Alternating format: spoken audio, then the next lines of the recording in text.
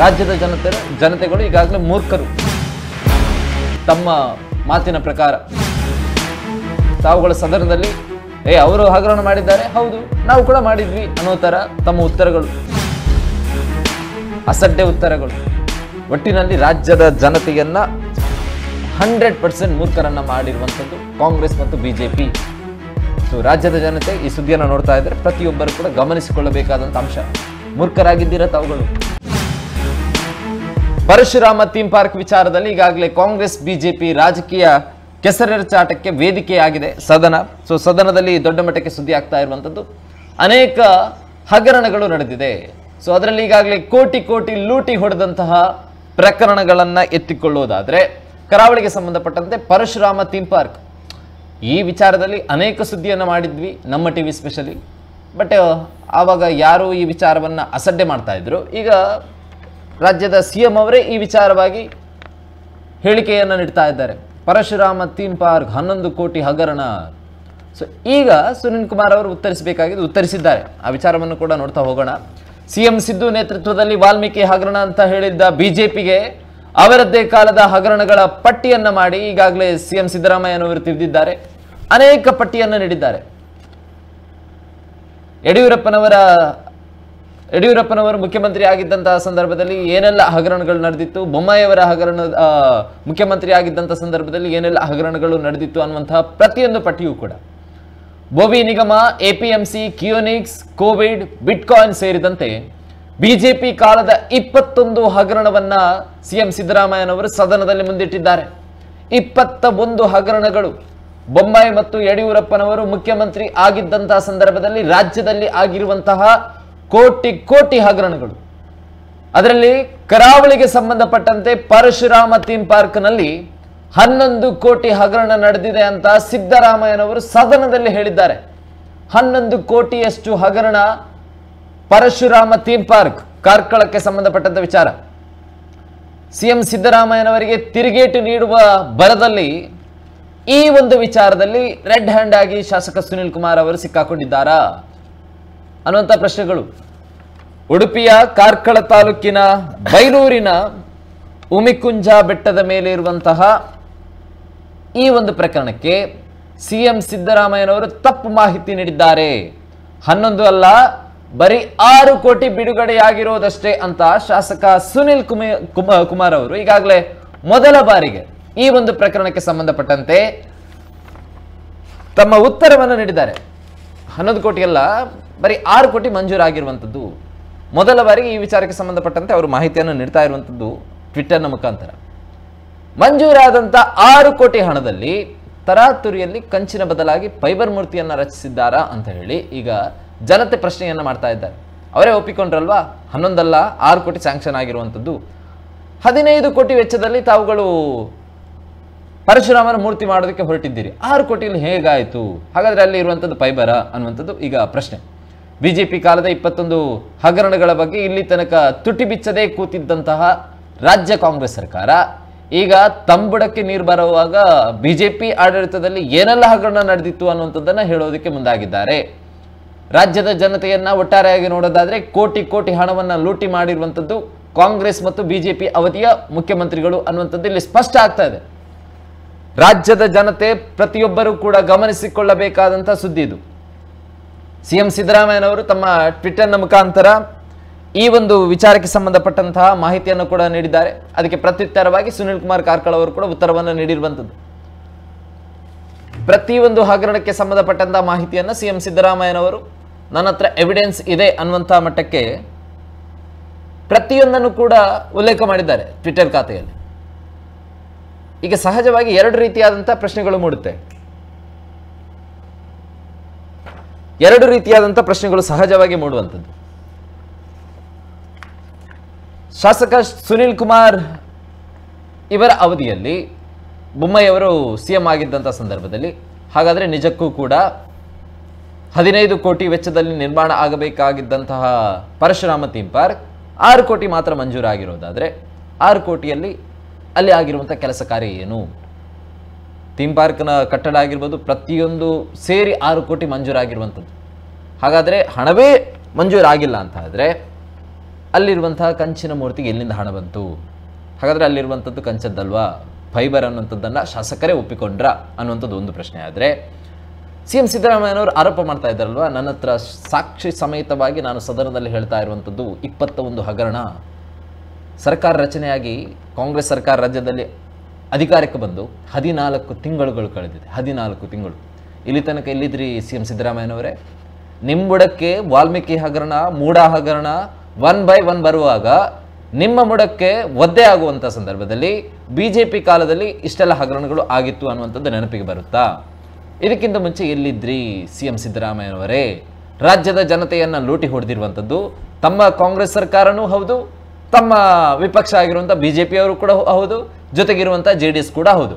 ಒಟ್ಟಾರೆಯಾಗಿ ನೋಡೋದಾದರೆ ರಾಜ್ಯದ ಜನತೆಯನ್ನು ಮೂರ್ಖರನ್ನಾಗಿ ಮಾಡಿರುವಂಥದ್ದು ನಮ್ಮ ರಾಜ್ಯದ ಪ್ರಮುಖ ರಾಜಕಾರಣಿಗಳು ಮತ್ತು ಮುಖ್ಯಮಂತ್ರಿಗಳು ಅನ್ನುವಂಥದ್ದನ್ನು BJPಯ ನಾಯಕರುಗಳು ಕೂಡ ಒಪ್ಪಿಕೊಳ್ತಾ ಇದ್ದಾರೆ. ಜೊತೆಗೆ ಈಗ ಸಿ ಎಂ ಸಿದ್ದರಾಮಯ್ಯನವರು ಕೂಡ ಒಪ್ಪಿಕೊಳ್ತಾ ಇದ್ದಾರೆ. ರಾಜ್ಯದ ಜನತೆಗಳು ಈಗಾಗಲೇ ಮೂರ್ಖರು ತಮ್ಮ ಮಾತಿನ ಪ್ರಕಾರ. ತಾವುಗಳ ಸದನದಲ್ಲಿ ಅವರು ಹಗರಣ ಮಾಡಿದ್ದಾರೆ, ಹೌದು ನಾವು ಕೂಡ ಮಾಡಿದ್ವಿ ಅನ್ನೋ ಥರ ತಮ್ಮ ಉತ್ತರಗಳು, ಅಸಡ್ಡೆ ಉತ್ತರಗಳು. ಒಟ್ಟಿನಲ್ಲಿ ರಾಜ್ಯದ ಜನತೆಯನ್ನು 100% ಮೂರ್ಖರನ್ನು ಮಾಡಿರುವಂಥದ್ದು ಕಾಂಗ್ರೆಸ್ ಮತ್ತು BJP. ಸೊ ರಾಜ್ಯದ ಜನತೆ ಈ ಸುದ್ದಿಯನ್ನು ನೋಡ್ತಾ ಇದ್ದಾರೆ, ಪ್ರತಿಯೊಬ್ಬರು ಕೂಡ ಗಮನಿಸಿಕೊಳ್ಳಬೇಕಾದಂಥ ಅಂಶ. ಮೂರ್ಖರಾಗಿದ್ದೀರಾ ತಾವುಗಳು. ಕೋಟಿ ಕೋಟಿ ಹಣ ತಾವು ಟ್ಯಾಕ್ಸ್ ಕಟ್ತಿರಲ್ವಾ? ಏನೋ ನೀರುಳ್ಳಿ ಖರೀದಿಗೋಸ್ಕರ ಹೋದಂಥ ಸಂದರ್ಭದಲ್ಲಿ ಅಥವಾ ಏನು ಟೂತ್ ಪೇಸ್ಟಾ ಅಥವಾ ಏನು ಪರ್ಚೇಸ್ ಮಾಡ್ತೀರಾ ಆ ಸಂದರ್ಭದಲ್ಲಿ ಟ್ಯಾಕ್ಸ್ ಕಟ್ತಿರಲ್ವಾ? ಎಲ್ಲವೂ ಕೂಡ ಲೂಟಿಯಾಗಿದೆ. ಕೋಟಿ ಕೋಟಿ ಹಣವನ್ನು ಲೂಟಿ ಮಾಡಿರುವಂತಹ ಘನವೆತ್ತ ನಾಯಕರುಗಳನ್ನು ನಾವುಗಳೇ ಆಯ್ಕೆ ಮಾಡಿ ಮತ್ತೆ ಮತ್ತೆ ಅದೇ ಸ್ಥಾನದಲ್ಲಿ ಕೂರಿಸ್ತಾ ಇದ್ದೀವಿ. ಸೊ ಇನ್ನಾದರೂ ಎಚ್ಚೆತ್ತುಕೊಳ್ಬೇಕಾದಂಥ ಅನಿವಾರ್ಯತೆ ಪಕ್ಕಾ ಇದೆ. ಸರ್, ಈಗಾಗಲೇ ಒಂದು ಕಡೆ ಸುನೀಲ್ ಕುಮಾರ್ ಕಾರ್ಕಳ ಅವರು 11 ಕೋಟಿಗೆಲ್ಲ 6 ಕೋಟಿ ಅನ್ನುವಂಥ ವಿಚಾರವನ್ನು ಹೇಳ್ತಾ ಇದ್ದಾರೆ. ಆದರೆ ಅದರರ್ಥ ಅವರಿಗೆ ಮಂಜೂರಾಗಿರುವಂಥದ್ದು 6 ಕೋಟಿ. ಈ 6 ಕೋಟಿಯಲ್ಲಿ ಅಷ್ಟು ದೊಡ್ಡ ಮಟ್ಟಿನ ಥೀಮ್ ಪಾರ್ಕ್ನ ಕೆಲಸ ಕಾರ್ಯಗಳು ಆಗೋದಕ್ಕೆ ಸಾಧ್ಯ ಇದೆಯಾ ಅನ್ನುವಂಥದ್ದು ಒಂದು ಪ್ರಶ್ನೆ. ಇನ್ನೊಂದು ರೀತಿಯಲ್ಲಿ ಮುಂದುವರಿಸೋಣ. ಈ ಮೊದಲಾಗಿ ಸುನೀಲ್ ಕುಮಾರ್ ವಿಚಾರವಾಗಿ ಗಮನಿಸೋದಾದ್ರೆ ಥೀಮ್ ಪಾರ್ಕ್ ಈಗ ನಾನು ಸದನದಲ್ಲಿ ನೋಡ್ತಾ ಇದ್ದೆ, ಸಿ ಎಂ ಸಿದ್ದರಾಮಯ್ಯ ಅವರು 21 ಹಗರಣ BJP ಸರ್ಕಾರದಲ್ಲಿ ಆದಂಥದ್ದನ್ನು ಹೇಳ್ತಾ ಇದು ಹೇಳ್ತಾರೆ. ಶಾಸಕ V Sunil Kumar Parashurama theme park 11 ಕೋಟಿ ಹಗರಣ ಅಂತ ಹೇಳ್ತಾರೆ. ಈಗ ಆಗ ಇವ್ರು ಹೇಳ್ತಾರೆ, ನಮ್ಮ ಸುನೀಲ್ ಕುಮಾರ್ ಹೇಳ್ತಾರೆ ನಂತರ ಇಲ್ಲಿ ಅದು 11 ಕೋಟಿ ಅಲ್ಲ 6 ಕೋಟಿ ಸ್ಯಾಂಕ್ಷನ್ ಆಗಿರೋದು ಅಂತ ಹೇಳ್ತಾರೆ.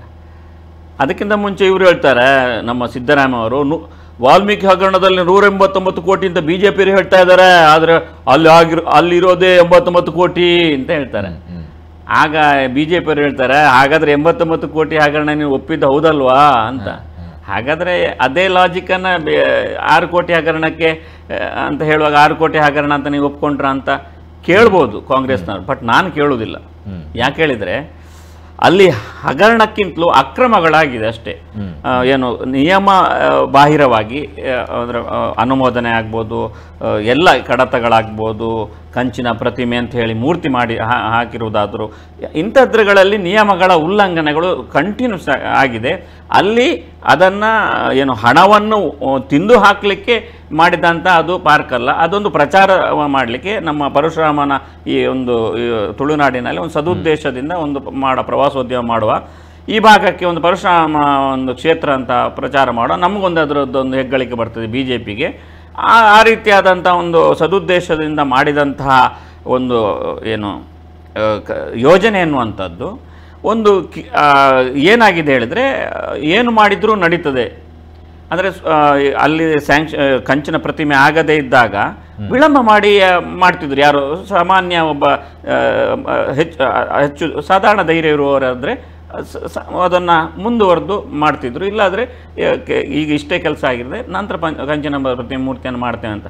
ಇವ್ರಿಗೆ ಏನು ಹೇಳಿದರೆ, ನಮ್ಮದೇ ಸರ್ಕಾರ ನಾವು ಏನು ಮಾಡಿದರೂ ನಡೀತದೆ ಅಂತ ಹೇಳಿ ಒಂದು ಸ್ವಲ್ಪ ಕಂಚಿದ್ದು ಆರಂಭದಲ್ಲಿ ಏನೋ ಕಂಚಿದ್ದೇನೋ ಹಾಕಿ ನಂತರ ಮೇಲ್ಗಡೆದ್ದು ಫೈಬರ್ಗೆ ಅಥವಾ ಇನ್ಯಾವುದೋ ಲೋಹದಲ್ಲಿ ಮಾಡಿದರೆ ಯಾರಿಗೂ ಗೊತ್ತು. ಆ ಒಂದು ವಿಡಿಯೋದಲ್ಲಿ ನಾವು ನೋಡಿದ್ದ ವಿಡಿಯೋದಲ್ಲಿ ಏನು ಹೇಳಿದರೆ, ಒಂದು ಕ್ರೇನ್ನಲ್ಲಿ ಪರಶುರಾಮನ ಆ ಒಂದು ಫೈಬರ್ನ ದೇಹ, ಇದರ ಮೇಲ್ಗಡೆ ಇರುವಂಥ ಕೈ ಇಲ್ಲ, ತಲೆ ದೇಹ ಇರುವಂತಹ ಒಂದು ಇದನ್ನು ಮೂರ್ತಿಯನ್ನು ಬೆಲ್ಟ್ ಹಾಕಿ ಎಳಿತಾ ಇದ್ರು ಕ್ರೇನ್ನಲ್ಲಿ ಬೆಲ್ಟ್ ಹಾಕಿ. ಅದು 14 ಟನ್ನಿನ ಮೂರ್ತಿ ಅಂತ ಅದರಲ್ಲಿ ಹೇಳಿದ್ದಾರೆ ಸ್ಪಷ್ಟವಾಗಿ. 14 ಟನ್ನಿನ ಮೂರ್ತಿ ಅಂತ ಹೇಳಿದರೆ ಇಲ್ಲಿಂದ ಹೊಟ್ಟೆ ಮೇಲ್ಭಾಗದಿಂದ ಇರುವಂತಹ ಆ ಒಂದು ದೇಹಕ್ಕೆ ಎಷ್ಟು ಟನ್ ಇರ್ಬೋದು? 7 ಟನ್, ಅರ್ಧ ಅಂತ ಹೇಳಿದ್ರೆ 7 ಟನ್ ಅಂತ ಇಡ್ಬೋದು. ಸಾಯಲಿ ಬೇಡ, 2 ಟನ್ ಬೇರೆ ಬಿಡುವ.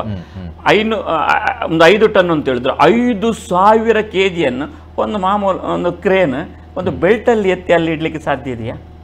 ಅದು ಮತ್ತೆ ಬಿಳಿ ಬಿಳಿ ಕಾಣ್ತಾ ಇದೆ. ಯಾವ ಕಂಚಿನ ಸಂಶೋಧಕರು ಅದನ್ನು ಆ ರೀತಿಯಾಗಿ ವ್ಯಾಖ್ಯಾನ ಮಾಡೋದಿಲ್ಲ, ತಜ್ಞರು ಅಥವಾ ಯಾರು ಕೂಡ. ಅಂದರೆ ಮೇಲ್ನೋಟಕ್ಕೆ ಅದು ನೋಡುವಾಗ ಫೈಬರ್ ನಾಗೆ ಕಾಣ್ತಾ ಇತ್ತು. ಅಂದರೆ ಅಲ್ಲಿ ಕಂಚಿನ ಮೂರ್ತಿಯ ಪ್ರತಿಮೆಯ ಬದಲು ಅಲ್ಲಿ ಫೈಬರ್ ಹಾಕಿದ್ದಾರೆ ಎನ್ನುವಂಥದ್ದು ಕಾಂಗ್ರೆಸ್ನವರದ್ದು ಆರೋಪ ಅಷ್ಟೇ. ಅಂದರೆ ನಂಬಿಕೆ ದ್ರೋಹ ಆಗಿದೆ, ಅಥವಾ ಜನರಿಗೂ ಫಸ್ಟಿಗೆ ಹಾಗೆ ಮಾಡಲಿಕ್ಕೆ ಸಾಧ್ಯವೇ ಇಲ್ಲ. ಯಾಕೆ ಮಾಡ್ತಾರೆ? ನಾವು ಇವರಾಗೆ ಪರಶುರಾಮ ಮೂರ್ತಿ ಮಾಡಿ ಫೈಬರ್ ಮೂರ್ತಿ ಹಾಕುವಾಗ ಅಗತ್ಯ ಏನಿದೆ ಅಂತೆಲ್ಲ ಭಾವನೆಗಳು ಬಂದು. ಬಟ್ ಚುನಾವಣೆ ಹತ್ತಿರ ಬರ್ತಾ ಇತ್ತು. ಇನ್ನು ನೆಕ್ಸ್ಟ್ BJP ಸರ್ಕಾರ ಬಂದರೆ ಇದನ್ನು ಕಾಮಗಾರಿ ಮುಂದುವರೆದಿಂದ ಮೊದಲೇ ಭಾಷಣದಲ್ಲಿ ಹೇಳಿದಾರಲ್ಲ, ಇನ್ನೂ 6 ತಿಂಗಳು ನಡೀತದೆ ಅಂತ ಹೇಳುವಾಗ, ಆಗ ಅವರು ನಮ್ಮ ಕಂಚಿನ ಪ್ರತಿಮೆಗೆ ಯಾರು ಆರ್ಡರ್ ಕೊಟ್ಟಿದ್ದಾರೆ ಶಿಲ್ಪಿಗೆ, ಅವರ ಹತ್ರ ಹೇಳಿ ನೆಕ್ಸ್ಟ್ ಅದು ಮುಂದಿನ ಕಾಮಗಾರಿವರೆಗೆ ಅದನ್ನು ಮುಚ್ಚಿ ಆಮೇಲೆ ಅದನ್ನು ಒರಿಜಿನಲ್ ಪ್ರತಿಮೆ ಸ್ಥಾಪಿಸುವ ಒಂದು ಪ್ಲ್ಯಾನ್ ಇತ್ತು. ಅದು ಏನಾಯಿತು? ಕಾಂಗ್ರೆಸ್ ಸರ್ಕಾರ ಬಂತು. ಅದು ಇವರು ಕಾಂಗ್ರೆಸ್ ಸರ್ಕಾರ ಬಂದಾಗ ಕಾಂಗ್ರೆಸ್ನ ಕಾರ್ಕಳದವರು ಭಯಂಕರ ಪ್ರತಿಭಟನೆಯನ್ನು ಮಾಡಿದರು. ಬಟ್ ಆ ಸಂದರ್ಭದಲ್ಲಿ ಇವರು ಯಾರೂ ಮಾತಾಡಲಿಲ್ಲ. ಯಾರು ನಮ್ಮ ಇಲ್ಲಿ ಉಸ್ತುವಾರಿ ಸಚಿವರು ಬಂದ ಲಕ್ಷ್ಮೀ ಹೆಬ್ಬಾಳ್ಕರ್ ಆಗ್ಬೋದು, ಹೈಕಮಾಂಡ್ ಆಗ್ಬೋದು, ಯಾರು ಮಾತಾಡಲಿಲ್ಲ. ಅವರಿಗೆ ಸಣ್ಣ ವಿಷಯ ಇದೆ ಅಲ್ಲ, ಇನ್ನು ಎಲೆಕ್ಷನ್ ಇನ್ನು 5 ವರ್ಷ ಇದೆ, ಆವಾಗ ಏನಾದ್ರು ನೋಡ್ಕೊಳ್ಬೋದು ಅಂತ. ಇವರಿಗೆ ಆರೋಪ ಮಾಡಿದ್ದು ಸತ್ಯ ಅಂತ ಹೇಳಬೇಕಾದಂಥ ಅಗತ್ಯ ಇದ್ದದ್ದು ಉದಯ ಕುಮಾರ್ ಶೆಟ್ಟರು ಅಥವಾ ಅವರ ಕಾಂಗ್ರೆಸ್ಸಿನ ಅವರ ಒಂದು ಗ್ರೂಪಿಗೆ.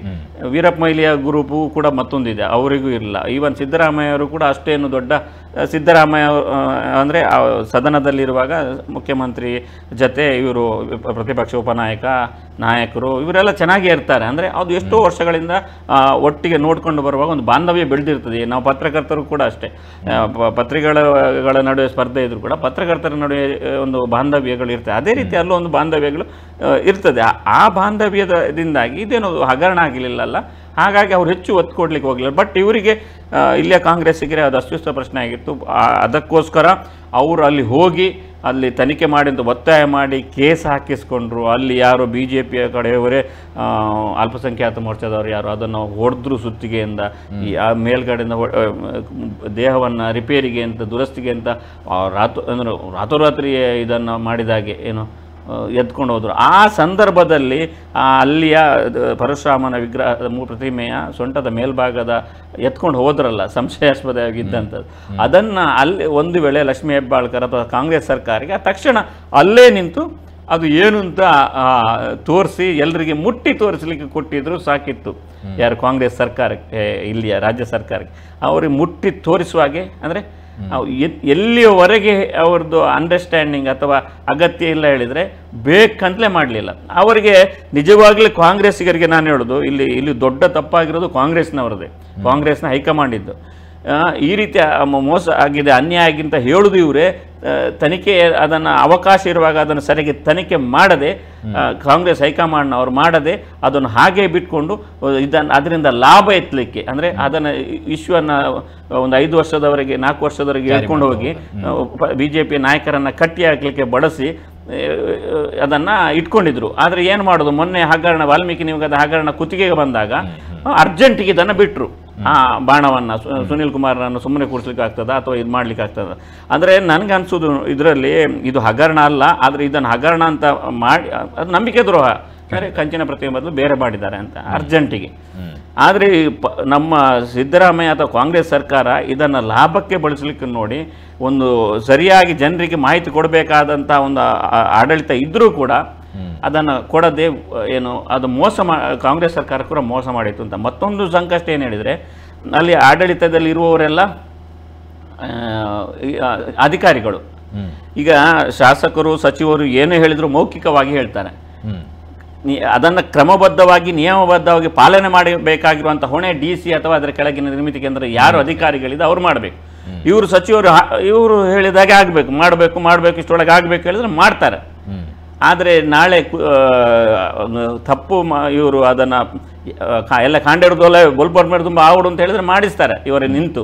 ಆದರೆ ಅದು ಎಲ್ಲೂ ದಾಖಲೆಗಳಲ್ಲಿ ಬರೋದಿಲ್ಲ. ಅಲ್ಲಿ ಮಾಡಿಸಿದ ನಿರ್ಮಿತಿ ಕೇಂದ್ರದವರು ಅಥವಾ ಇನ್ನೊಂದು ಅವರ ಮೇಲೆ ಹೊಣೆ ಹೋಗ್ತದೆ. ಹಾಗಾಗಿ ಇಲ್ಲಿ ಎಲ್ಲಿಯಾದ್ರೂ ಹಗರಣ ಅಂತ ಹೇಳಿ ತನಿಖೆ ಮಾಡಿದರೂ ಕೂಡ ಇವರು ಹೇಳಿಕೆ ಕೊಡ್ಬೋದು, ಉಸ್ತುವಾರಿ ಸಚಿವರು ಹೇಳಿದ್ರು ಅಂತ ನಾವು ಮಾಡಿದೆವು ಅಂತ. ಅದು ಸಾಕಾಗುವುದಿಲ್ಲ ಅಂತ. ಅದರ ನಂತರ ಶಿಲ್ಪಿಯನ್ನು ಮಾಡಿದ್ದಾರೆ, ಶಿಲ್ಪಿ ಅದರದ್ದು ನಿರ್ಮಾಣದ ಶಿಲ್ಪಿಯನ್ನು ಮಾಡಿ ಕಂಚಿನ ಅವರಿಗೆ ಕೊಟ್ಟಿದ್ದಾರೆ. ಅವರಿಗೆ ಹಣ ಸಂದಾಯ ಆಗಿದೆ ಪೂರ್ವಭಾವಿಯಾಗಿ. ಅವರು ಕೂಡ ಕೋರ್ಟಿಗೆ ಹೋಗಿದ್ದಾರೆ ಅದನ್ನು ಬೇಗ ಮಾಡಿಸಲಿಕ್ಕೆ ಕೊಡಬೇಕು ಅಂತ. ಅಂದರೆ ಅದರ ಅರ್ಥ ಇನ್ನೂ ಮುಗಿಲಿಲ್ಲ ಅಂತ ಮೂರ್ತಿ ಪ್ರತಿಮೆ ಸ್ಪಷ್ಟವಾಗಿ ಇರುವಂಥದ್ದು. ಅದು ಒಂದು ವೇಳೆ ಅದು ದುರಸ್ತಿಯೇ ಆಗಿದ್ದರೆ ಅದನ್ನು ಏನು ಅದು ಹಿಡಿದಂಥ ಶೈಲಿ ಸರಿ ಇಲ್ಲ, ಅದು ಬೀಳ್ತದೆ ಎನ್ನುವಂಥದ್ದು ಆಗಿದ್ರೆ ಶಿಲ್ಪಿ ಹೇಳ್ಬೋದಿತ್ತು, ಅವರು ನಮಗೆ ದುರಸ್ತಿಗೆ ಕೊಟ್ಟದ್ದು, ನಾವು ಅದನ್ನು ಮಾಡಲಿಕ್ಕೆ ಟೈಮ್ ಬೇಕು ಅಥವಾ ಇದು. ಆದರೆ ಇವರು ಹೇಳ್ತಾರೆ ನಮಗೆ ಪ್ರತಿಮೆ ಹಣ ಪೂರ್ತಿ ಬರಲಿಲ್ಲ, ನಮಗೆ ಇಷ್ಟು ಬಂದಿದೆ, ಅದನ್ನು ಅಂದರೆ ಬೇಗ ಮಾಡಿಸ್ಲಿಕ್ಕೆ ಅವಕಾಶ ಮಾಡಿಕೊಡ್ಬೇಕು ಅಂತ ಇವರು ನಮ್ಮ ಶಿಲ್ಪಿ ಕೇಳಬೇಕಾದ್ರೆ ಇಲ್ಲಿ ಸ್ಪಷ್ಟವಾಗಿ ಅದು ಕಾಣ್ತಾ ಇದೆ. ಅದು ಅಲ್ಲಿ ಏನು ಅಕ್ರಮ ಆಗಿದೆ, ನಿಯಮಬಾಹಿರ ಆಗಿದೆ. ಇನ್ನೂ ಆ ಪ್ರತಿಮೆ ಒಂದು ಕಡೆ ಅವರು ಮಾಡ್ತಾ ಇದ್ದಾರೆ ಅನ್ನೋದು ಸ್ಪಷ್ಟವಾಗಿ ಕಾಣ್ತಾ ಇದೆ. ಆದ್ದರಿಂದ ಮತ್ತೆ ಅಲ್ಲಿ ತೆಗೊಡುವುದಂಥ ದೇಹದ ಮೇಲ್ಭಾಗ ಪರಶುರಾಮ ಒಂದು ಎಲ್ಲಿ ಹಾಕಿದ್ದಾರೆ ಅನ್ನುವಂಥದ್ದು ಯಾರಿಗೂ ಮಾಹಿತಿಗಳನ್ನು ಕೊಡಲಿಲ್ಲ. ಇಷ್ಟು ಸ್ಪಷ್ಟವಾಗಿ ಕಣ್ಣಿಗೆ ಕಾಣುವ ಹಾಗೆ ಅಲ್ಲಿ ಅಕ್ರಮ ನಡೆದದನ್ನು ಯಾರಾದರೂ ಮಾಧ್ಯಮದವರು ಪ್ರಶ್ನೆ ಅಥವಾ ಮಾಡಿದರೆ ನೀವು ಹಣ ಕೊಟ್ಟು ತಗೊಂಡು ಮಾಡಿದಿರಿ, ಮೋಸ ತಿಂದುಕೊಂಡು ಮಾಡಿದಿರಿ ಅಂತ ಹೇಳ್ಕೊಂಡು ಬಕೆಟ್ಗಳು ಯಾರು ಅಲ್ಲಿ ಮೋಸವನ್ನು ಸಮರ್ಥನೆ ಮಾಡುವಂಥ, ಅಕ್ರಮವನ್ನು ಸಮರ್ಥನೆ ಮಾಡುವಂಥ ಬಕೆಟ್ಗಳು, ಎಂಜಲು ಗಿರಾಕಿಗಳು ಅವರು. ಯಾಕೆಂದರೆ ಒಬ್ಬ ಏನಾದರೂ ಸತ್ಯ ಹೇಳಿದ್ದು, ಈಗ ನನಗೆ ತುಂಬ ಸರಿ ಮೊನ್ನೆ ಗಲಾಟೆ ಮಾಡುವಾಗಾದರೂ ಹೇಳ್ಬೋದಿತ್ತು ಯಾವುದು ಅವರು ಇವರು ಮೊನ್ನೆ ಅಲ್ಲಿ ಸಾರ್ವಜನಿಕ ಜನಸಂಪರ್ಕ ಸಭೆಯಲ್ಲಿ ಅವರು ಯಾರೋ ಒಬ್ಬರು ಪ್ರಶ್ನೆ ಮಾಡೋದು, ಅದನ್ನು ವಿಡಿಯೋ ಮಾಡೋದು, ನನಗೆ ಅನಿಸಿತು ಇದು ಬೇಕಂತಲೇ ಅವರಿಗೆ ಹೊಟ್ಟೆ ಉರಿಸಲಿಕ್ಕೆ ಪಾಪ ಸುನೀಲ್ ಕುಮಾರ್ ಅವರಿಗೆ ರಗಳೆ ಮಾಡಲಿಕ್ಕೆ ಅದು ಮಾಡುವಂಥದ್ದು. ಸೊ ನಾನು ಆ ಸಂದರ್ಭದಲ್ಲಿ ಮಾತಾಡಲಿಲ್ಲ. ಅಂದರೆ ಅದೇನು ಇದೆಲ್ಲ ಉರಿಸಲಿಕ್ಕೆ ಮಾಡುವಂಥದ್ದು. ಬಟ್ ಸದನದಲ್ಲಿ ಯಾವಾಗ ಸಿದ್ದರಾಮಯ್ಯ ಹಗರಣೋ ಇದು ಸುನೀಲ್ ಕುಮಾರ್ ಅಂತ ಹೇಳುವಾಗ ನನಗೆ ನಿಜವಾಗಿರುತ್ತು, ಹೊಟ್ಟೆ ಉರ್ತಿತ್ತು. ಇವರಿಗೆ ನಿಜವಾಗಿ ಹಗರಣ ಅಂತ ಹೇಳಬೇಕಾದ್ರೆ ಅದನ್ನು ಅಕ್ರಮ ಅಂತ ಹೇಳಲಿಕ್ಕೆ ಇವರಿಗೆ ಯೋಗ್ಯ ಅಂದರೆ ಆ ಸಂದರ್ಭದಲ್ಲಿ ಅಧಿಕಾರ ಇದ್ಲು ಮಾಡಲಿಲ್ಲ. ಈಗ ತಮಗೆ ಲಾಭ ಆಗಲಿಕ್ಕೆ, ತಾವು ಬಚಾವಾಗಲಿಕ್ಕೆ ಬಳಸ್ತಾರೆ ಇದೆ ಅನ್ನೋ ಕಾರಣಕ್ಕಾಗಿ ನಾನು ಇದನ್ನು ಉಲ್ಲೇಖ ಮಾಡಿದೆ. ಅಂದರೆ ಇದು ಕಾಂಗ್ರೆಸ್ ಸರ್ಕಾರದ ತಪ್ಪು ಅಂತ ನಾನು ಅದನ್ನು ಆಗ ಹೇಳಿದ್ದು. ಆದರೆ ಇದು ನಂಬಿಕೆ ದ್ರೋಹ ಮಾಡಿದ್ದು ಹಿಂದಿನ ಸರ್ಕಾರ ಆಗಿದ್ದಂಥ ಉಸ್ತುವಾರಿ ಸಚಿವರ ನೇತೃತ್ವದಲ್ಲಿ ನಡೆದ ಸುನೀಲ್ ಕುಮಾರ್ ನೇತೃತ್ವದಲ್ಲಿ ನಡೆದದ್ರಿಂದ ಅವ್ರ ಹೊಣೆಯನ್ನು ನೈತಿಕವಾಗಿ ಹೊರಬೇಕು, ಕಾನೂನಾತ್ಮಕ ನಿಯಮಬಾಹಿರವಾಗಿ ಅಲ್ಲ. ಆದರೆ ಇದನ್ನು ಪ್ರಶ್ನೆ ಮಾಡಿದ್ರು ಕೂಡ ಒಂದು ಏನು ಅವರದ್ದು ಒಂದು ಗುಂಪು ಇದೆಯಲ್ಲ, ಅವರ ಇನ್ನೂ ಅದನ್ನು ಸಮರ್ಥನೆ ಮಾಡ್ತಾ ತಾವು ಹಳ್ಳಕ್ಕೆ ಬೀಳ್ತಾ ಇದ್ರು ಮಾತ್ರ ಅಲ್ಲ, ಎಲ್ಲರನ್ನ ಹಳ್ಳಕ್ಕೆ ಇಳಿಲಿಕ್ಕೆ ನೋಡ್ತಾ ಇದ್ದಾರೆ ನಾಯಕನನ್ನು ಕೂಡ. ಅವರಿಗೆ ಇನ್ನೂ ಅಂದರೆ ಬುದ್ಧಿ ಬರೋದು ಇನ್ನು ಸಂಪೂರ್ಣ ಆಗ ಮೇಲೆ ತೋರು ಯಾರೂ ಇರುವುದಿಲ್ಲ. ಹಾಗಾಗಿ ಇದು ತಪ್ಪಾಗಿರೋದು, ಅಕ್ರಮ ಆಗಿರೋದು ಸ್ಪಷ್ಟವಾಗಿ ಮೇಲ್ನೋಟಕ್ಕೆ ಕಾಣ್ತದೆ. CID ತನಿಖೆಗೂ ಕೊಟ್ಟಿದ್ದಾರೆ 4 ತಿಂಗಳ ಹಿಂದೆ. ಸೊ ಇದನ್ನು ಏನು ಇದು ಯಾವುದೇ ವೈಯಕ್ತಿಕ ದ್ವೇಷ, ಯಾರ ಮೇಲೆ ರಾಜಕೀಯ ಪ್ರೇರಿತವಾಗಿ ಅಥವಾ ಮಾಡುವಂಥದ್ದಲ್ಲ. ಇದು ಏನು ಕಣ್ಣಿಗೆ ಕಾಣ್ತಾ ಇದೆಯೋ ಜನರ ನಂಬಿಕೆಗೆ ಘಾಸಿ ಮಾಡಿ ಅದನ್ನು ಪುನಃ ಸಮರ್ಥನೆ ಮಾಡಿ ಜನರನ್ನು ಇನ್ನೂ ಕತ್ತಲಲ್ಲಿ ಇಟ್ಟರೆ ಜನ ಮೂರ್ಖರಲ್ಲ, ಅಥವಾ ಅವರಿಗೆ ಅಷ್ಟಾದರೂ ಅರ್ಥ ಮಾಡಿಕೊಳ್ಳುವ ಶಕ್ತಿ ಇದೆ. ಇನ್ನು ಯಾರೋ ಬಕೆಟ್ಗಳು ಅದರ ಸ್ಥಾನಮಾನ ನಿರೀಕ್ಷೆಯಲ್ಲಿರೋ ಮುಂದೆ ಸರ್ಕಾರ ಬರ್ತದೆ ನಮಗೇನೋ ಸಿಗ್ಬೋದು ಅಂತ ಆಸೆ ಇರೋರು ಅವರು ಇನ್ನೂ ಮಾಡ್ತಾ ಇದ್ದಾರೆ. ಅದು ನಿಮ್ಮ ಭ್ರಮೆ ಅಂತ ನಾನು ಈ ಸಂದರ್ಭದಲ್ಲಿ ಹೇಳಲಿಕ್ಕೆ ಇಷ್ಟಪಡ್ತೇನೆ. ಯಾಕೆ ಹೇಳಿದ್ರೆ ಇದನ್ನು ನಾನು ನಿನ್ನೆ ಒಂದು ವಿಷಯಗಳನ್ನು ಹೇಳುವಾಗ ಅವರು ಈ ರೀತಿಯಾಗಿ ವೈಯಕ್ತಿಕ ತೇಜೋವಧೆಗೆಲ್ಲ ಮಾಡಲಿಕ್ಕೆ ಮುಂದಾಗ್ತಾ ಇದ್ದಾರೆ. ನಮಗೆ ತಪ್ಪು ಮಾಡಿದರೆ ಯಾರಿಗಾದ್ರೂ ಮೀಡಿಯಾದ ಪತ್ರಕರ್ತರಿಗೆ ಹೌದಪ್ಪ ಮೋಸ ಹಣ ತಗೊಂಡು ಮಾಡಿದ್ದಾರೆ, ಮತ್ತೆ ಇಂಥದ್ದಕ್ಕೆಲ್ಲ ಬರೀಲಿಕ್ಕೆ ಹಣ ಯಾರು ಕೊಡ್ತಾರೆ ಅಲ್ಲ ಕಣ್ಣೆದ್ರೆ ಕಾಣ್ತಾ ಇದೆ. ಮತ್ತೆ ಇದರಲ್ಲೆಲ್ಲ ಹಣ ಮಾಡುವ ಸಾಧ್ಯತೆ ಇದ್ರೆ ಅಂದ್ರೆ ಆ ರೀತಿ ಆರೋಪ ಮಾಡೋರು ಅಂಥದ್ರಲ್ಲಿ ಹಣ ಮಾಡ್ಕೊಂಡೆ ಬದುಕಿರ್ಬೋದು ಅಂತ ನನಗೆ ಅನಿಸ್ತಾ ಇದೆ. ಸೊ ಇದರಲ್ಲಿ ಸುನೀಲ್ ಕುಮಾರ್ ಹಗರಣ ಮಾಡಿದ್ದಾರೆ ಅಂತ ನಾನು ಖಂಡಿತ ಹೇಳುವುದಿಲ್ಲ. ಏನೋ ಇದರಲ್ಲಿ ತಪ್ಪು ಮಾಡಿದ್ದು ಅಧಿಕಾರಿಗಳು, ಮುಖ್ಯವಾಗಿ ಕಾನೂನು. ಅವ್ರು ಹೇಳಿದ್ರು ಇದನ್ನ ಮುಗಿಸ್ಬೇಕು ಅಂತ ಹೇಳಿದ್ರೆ ಇಷ್ಟು ಆಗುದಿಲ್ಲ ಅಂತ ಹೇಳಿದ್ರೆ ಮುಗಿತಿತ್ತು. ಅವರು ಅದಕ್ಕೆ ಒಪ್ಪಿಕೊಂಡದ್ದು ಕೂಡ ತಪ್ಪು ಸರ್ಕಾರದ ಅಧಿಕಾರಿಗಳದ್ದು. ಈಗ ಕಾಂಗ್ರೆಸ್ ಮಾಡಿದ್ದು ತಪ್ಪು. ಒಟ್ಟಾರೆ ಜನರ ನಂಬಿಕೆಯನ್ನು ಬಳಸಿಕೊಂಡದ್ದು BJP ಸರ್ಕಾರ ಅಂದಿದ್ದು ಉಸ್ತುವಾರಿ ಸಚಿವರು ಸ್ಪಷ್ಟ. ಖಂಡಿತ ಖಂಡಿತ. ಎಸ್, ಪ್ರಮುಖವಾಗಿ ಚುನಾವಣೆಯ ಸಂದರ್ಭದಲ್ಲಿ ತರಾತುರಿಯಲ್ಲಿ ಒಂದು ಬಾರಿ ಪರಶುರಾಮನ ಥೀಮ್ ಪಾರ್ಕ್ ಅನ್ನ ಲೋಕಾರ್ಪಣೆ ಮಾಡಬೇಕು, ಇದರಿಂದ ಕಾರ್ಕಳದಲ್ಲಿ ಮತ್ತೊಮ್ಮೆ ಶಾಸಕನಾಗಿ ಗೆದ್ದು ಬರಬೇಕು ಅನ್ನುವಂತಹ ದುರಾಸೆ ಅಂತ ಹೇಳಿದ್ರೆ ಪರವಾಗಿಲ್ಲ. ಇದು ದುರಾಸೆನೆ, ಹಗರಣ ಅನ್ನುವಂಥದಕ್ಕಿಂತ ಒಂದು ದುರಾಸೆಯ ರೀತಿಯಲ್ಲಿ ಮತ್ತೊಮ್ಮೆ ಪಟ್ಟವನ್ನ ಏರಬೇಕು ಅನ್ನುವಂತಹ ವಿಚಾರವಾಗಿ ಹೋಗಿ ಈಗ ಪಟ್ಟ ಯಾವ ರೀತಿಗೆ ಬಂದಿದೆ ಅನ್ನುವಂಥದ್ದು ಗೊತ್ತಾಗ್ತದೆ. ಇಲ್ಲಿಯ ತನಕ ಜೊತೆಯಲ್ಲಿ ಕೂತು ಮಾತಾಡ್ತಾ ನಗಾಡ್ತಾ ಇದ್ದಂತ ಸಿದ್ದರಾಮಯ್ಯನವರು ಈಗ ಸದನದಲ್ಲಿ ಸುನಿಲ್ ಕುಮಾರ್ ಕಾರ್ಕಳ ಅವರ ಹೆಸರನ್ನ ಯಾವ ಮಟ್ಟಕ್ಕೆ ಹೇಳಿದ್ದಾರೆ ಅಂದ್ರೆ ಪರಶುರಾಮ ಥೀಮ್ ಪಾರ್ಕ್ ಹಗರಣ ಅಂತ ಹೇಳಿ. ಅಂದ್ರೆ ಇದಕ್ಕಿಂತ ಮುಂಚೆ ಸುನಿಲ್ ಕುಮಾರ್ ಕಾರ್ಕಳ ಅವರು ನಮ್ಮ ಟಿವಿಗಾಗಿರಲಿ ಅಥವಾ ಯಾವುದೇ ಮಾಧ್ಯಮಗಳಲ್ಲಿ ಈ ಒಂದು ಪ್ರಕರಣಕ್ಕೆ ಸಂಬಂಧಪಟ್ಟಂತ ಉತ್ತರವನ್ನು ನೀಡಿರಲಿಲ್ಲ. ಈ ಹಿಂದೆ ಕಾರ್ಕಳದ ಅನೇಕ ಕಾಂಗ್ರೆಸ್ಸಿಗರು ಹೋರಾಟವನ್ನು ನಡೆಸಿದ್ರು, ಪ್ರತಿಭಟನೆಯನ್ನು ನಡೆಸಿದ್ರು, ಸಮಾನ ಮನಸ್ಕ ಸಮಿತಿಯಿಂದ ಕೂಡ ಅನೇಕ ಪ್ರತಿಭಟನೆ ಕೂಡ ನಡೆದಿತ್ತು. ಇಲ್ಲಿಯ ತನಕ ಯಾವುದೇ ವಿಚಾರವಾಗಿ ತುಟಿ ಬಿಚ್ಚದಂತಹ ಶಾಸಕರು ಈಗ ತನ್ನ ಗೆಳೆಯ ಅಂತ ಹೇಳಿದ್ರು ಪರವಾಗಿಲ್ಲ ರೀ, ತಮ್ಮ ಕುಚುಕು ರೀತಿಯಲ್ಲಿದ್ದಂತಹ ಸಿದ್ದರಾಮಯ್ಯನವರು ಸದನದಲ್ಲಿ 11 ಕೋಟಿ ಅಂತ ಹೇಳಿದ ಕ್ಷಣ ಯಾಕೋ ಏನೋ ನನ್ನ ಕುಚುಕು ತಪ್ಪು ಹೇಳ್ತಾ ಇದ್ದಾರೆ, ಸದನದಲ್ಲಿ ತಪ್ಪು ಮಾಹಿತಿ ಕೊಡಬೇಡಿ ಅಂತ ಹೇಳಿ ಈಗ ಟ್ವಿಟರ್ ಮುಖಾಂತರ ಉತ್ತರವನ್ನು ನೀಡ್ತಾ ಇದ್ದಾರೆ. 11 ಕೋಟಿ ಅಲ್ಲ, ಬದಲಾಗಿ 6 ಕೋಟಿ ಅನ್ನುವಂಥದ್ದು. ಕೋಟಿ 6 ಆಗಿರಲಿ 11 ಆಗಿರಲಿ, ಮಾಡಿರುವಂಥದ್ದು ಮಾತ್ರ ಅದು ಅಕ್ರಮ ಅಥವಾ ಹಗರಣ ಅಥವಾ ಮೋಸ. ಪರಶುರಾಮನ ಹೆಸರಲ್ಲಿ ತಾವುಗಳು ಎಷ್ಟೇ ಉನ್ನತ ರಾಜಕೀಯ ಹುದ್ದೆಗೆ ಹೇರಿದ್ರು ಕೂಡ ಅದು ಒಂದಲ್ಲ ಒಂದು ರೀತಿಯಲ್ಲಿ ರಿಟರ್ನ್ ಹೊಡೆಯುತ್ತೆ ಅನ್ನುವಂಥದ್ದು ಈಗ ಗೊತ್ತಾಗ್ತಾ ಇದೆ. ಸೊ ಇನ್ನಾದರೂ ಕೂಡ 11 ಕೋಟಿಯ ವೆಚ್ಚದಿಂದ ಮಾಡಬೇಕಾದಂತಹ ಪರಶುರಾಮನ ಥೀಮ್ ಪಾರ್ಕ್ ಈಗ ಎಲ್ಲಿ ಹೋಗಿದೆ ಅನ್ನುವಂಥದ್ದು. ಪರಶುರಾಮ ನಿರ್ಮಿಸಿದಂಥ ಈ ಒಂದು ಮಣ್ಣಿನಲ್ಲಿ ಅದರ ವಿಚಾರವಾಗಿ ಗೊಂದಲಗಳಿರ್ಬೋದು ಅಥವಾ ಚರ್ಚೆಗಳಿರ್ಬೋದು, ಆದರೆ ಪರಶುರಾಮನ ಮಣ್ಣಿನಲ್ಲಿ ತಾವುಗಳೇ ಮುಂದಾಗಿರುವಂಥ ಪರಶುರಾಮನ ದೇಹ ಎಲ್ಲೋಗಿದೆ, ಆ ಮೂರ್ತಿ ಎಲ್ಲಿ ಹೋಗಿ ಮರೆಯಾಗಿದೆ ಅನ್ನುವಂಥದ್ದಕ್ಕೆ ಶಾಸಕರು ಇನ್ನಾದರೂ ಜನರ ಮುಂದೆ ಬಂದು ಉತ್ತರ ನೀಡಿದರೆ ಮುಂದಿನ ಟರ್ಮಲ್ಲಿ ಒಂದು ಅವಕಾಶ ಸಿಗಬಹುದೇ ಏನೋ. ಇನ್ನೂ ಕೂಡ ಈ ವಿಚಾರವಾಗಿ ಮುಚ್ಚುಮರೆಯನ್ನು ಮಾಡ್ತಾ ಅಥವಾ ರಾಜಕೀಯ ಕೆಸರಾಚಾಟವನ್ನು ನಡೆಸ್ತಾ ಇದ್ರೆ ಇನ್ನು ಮುಂದಕ್ಕೆ ಸ್ವಲ್ಪ ಕಷ್ಟ ಇದೆ ಅಂತ ಅನಿಸ್ತಾ ಇದೆ. ಸೊ ಇದಾಗಿತ್ತು ಇವತ್ತಿನ ವಿಶೇಷ. ಸೊ ಧನ್ಯವಾದಗಳು ಸರ್ ನಮ್ಮ ಜೊತೆ ಇಷ್ಟೊತ್ತು ಕಾರ್ಯಕ್ರಮದಲ್ಲಿ ಭಾಗವಹಿಸಿರೋದಕ್ಕೆ. ನಮ್ಮ TV the pulse of coastal Karnataka.